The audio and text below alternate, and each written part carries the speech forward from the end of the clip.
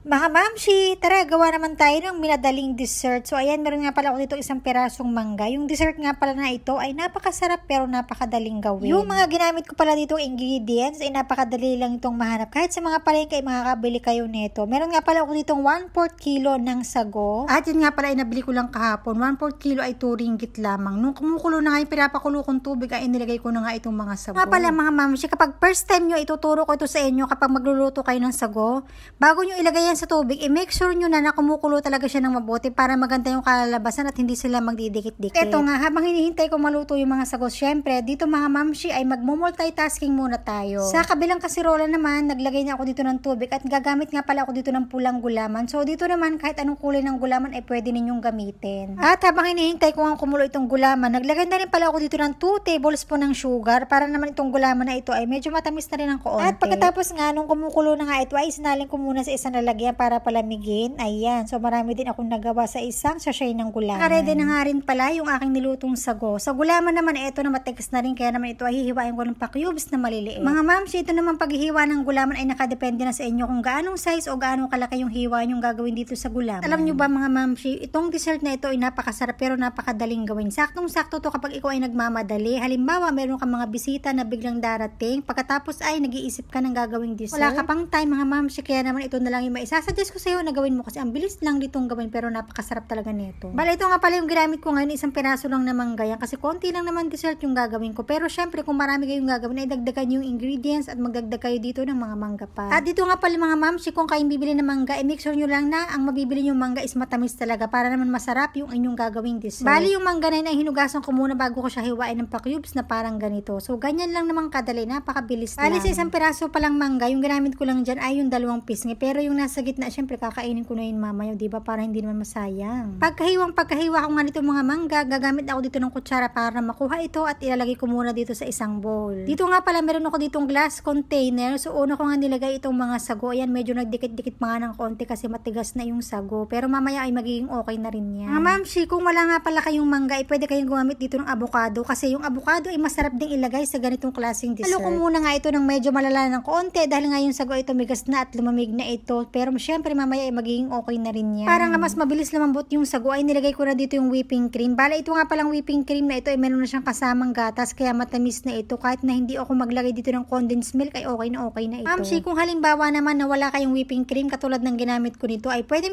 kayong gumamit dito ng Nestle cream. Halimbawa naman wala kayong Nestle cream ay pwede kayong gumamit dito ng evaporated milk. At kahit alin doon sa dalawa na nabanggit ko ay pwede nyo itong gamitin dito. Sa pampatamis naman syempre gagamit tayo dito ng condensed milk. Kung kayo yung gagawa ay nakadepende na sa inyo at kayo na lang yung mag-a-adjust. Gaano katamis syempre yung inyong gagawin sa inyong dessert. So ayan, inilagay ko na rin pala dito yung mga pulang gulaman na hiniwa ko kanina. And medyo naparami pa nga yung pagkakagawa ko ng gulaman kaya naman kalahati lang muna yung inilagay ko dito. Nga pala mga mamshi ay tinry ko siyang ilagay sa microwavable na Tupperware kasi pwede mo rin itong ipangbenta kung mahilig ka magbenta-benta. Kasi nga for sure nakikita ka dito kasi napakamura lang din na magagastos dito ng mga ingredients pero ay napakasarap ng dessert na ito. Mga mamshi, kung ayaw mo naman magbenta ay pwede mo itong pangkain at pang dessert araw-araw. Pwede mo itong ilagay sa rep at magtatagal to ng kahit 1 buwan. Kapag ganito kasarap yung dessert, o diba, ewan ko na lang kung tatagal to ng 1 buwan, baka mga 1 linggo pa lang ay ubos na ito. So sobrang sarap talaga nito.